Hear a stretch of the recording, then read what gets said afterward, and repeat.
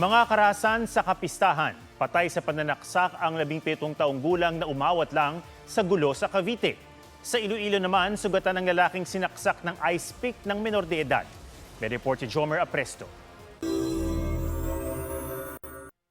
Halos patapos na ang programa ng Regada Festival sa Cavite City kahapon, June 24. Nang biglang magkaroon ng komosyon, nakalaunay nauwi sa saksakan. Binawian ng buhay ang lalaking 17 anyos na aawat lang daw sana sa gulo nang mapuruhan ng leeg. Nagkasagian, tapos nagkaayos naman uli, pero for some other reason, parang na-ignite. Hindi na umabot ng buhay sa ospital ang biktima. Mabait naman po siya. Pag may problema, nagdadamayan naman ko. Masakit to. Inaalam pa kung ano ang murder weapon, pero ayon sa pulisya, posibleng susi ang ginamit na panaksak. Posibleng AI-generated naman daw ang kumakalat na larawang may isa pa raw lalaking nasaksak. Naaresto ang 34 anyos na sospek na pinaniniwala ang unang nakaaway ng tiyuhin ng biktima. Wala po akong alam sa nangyari ngayon. Basta pinagtulungan lang po nila ako. Basta may nakaaway kayo.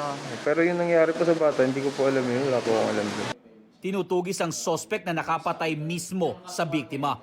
Nakausap natin yung mga magulang, pati yung asawa niya. Subalit, hindi na po natin naabutan doon yung tao at hindi na rin makontak mga magulang niya. Ito po ay may trabaho, sabi nitong ating isang witness, ay minsan nagko-construction at isa din po itong tattoo artist.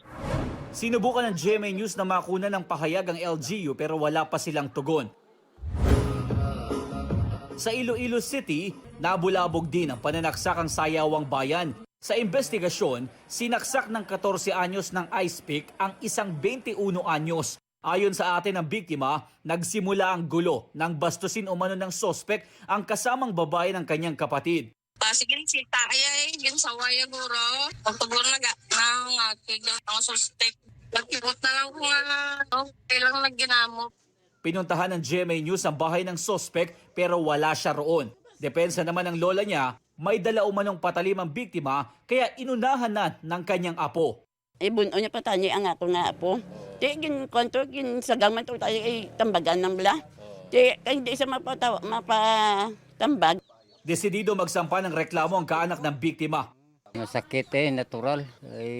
Bata mo na gigulpe lang siya, lampos. Gapungko lang mo. Ging dagyawan siya, lampos, mga botilya, mga bangko. Jomer Apresto, GMA News.